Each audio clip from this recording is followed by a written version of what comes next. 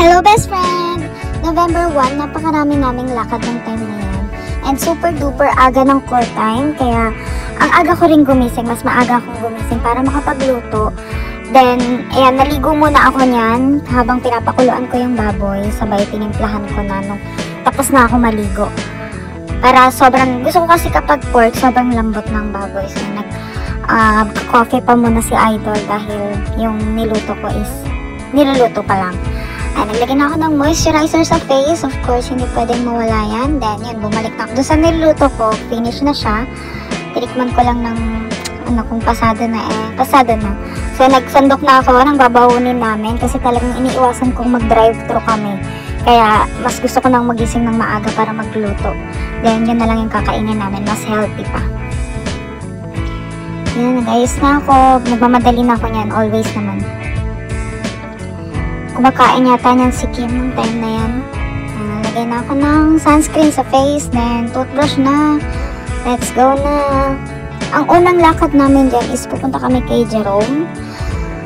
J-Skills Basketball. Lalagay ko dyan yung link niya. Yun yung skills trainer ni Kim. Nagmamadali na ako ng time na yan. So, kala ko iiwan ako ng elevator. Tamakbo na ako. Dalawang plastic kasi yung isa is bibigay ko sa pulubi.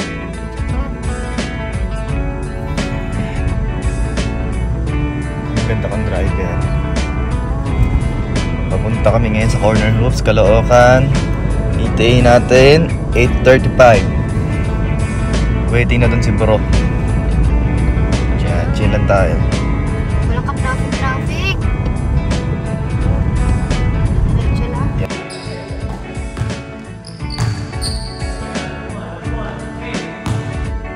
After nila mag-training, yan, ang una ko talagang ginawa is magsandok na.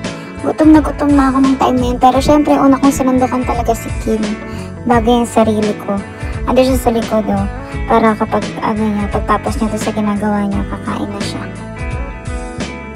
Ayan, sobrang the best talaga pag, lutong ulam ang kakainin kesa sa drive-thru lang. Sabay, mas nakakatipid pa. Thank you, Lord, for the food. Sobrang sarap. Mamaya, ang next naman na lakad namin is sa Santa Rosa, Laguna. Ngayon, nandyan kami sa Caloocan. Caloocan kami, then uwi kaming Mandaluyong, then pahinga lang, sabay. Mamaya is sa Santa Rosa, Laguna.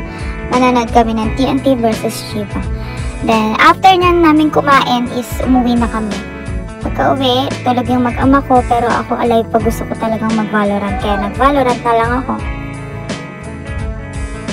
Yan.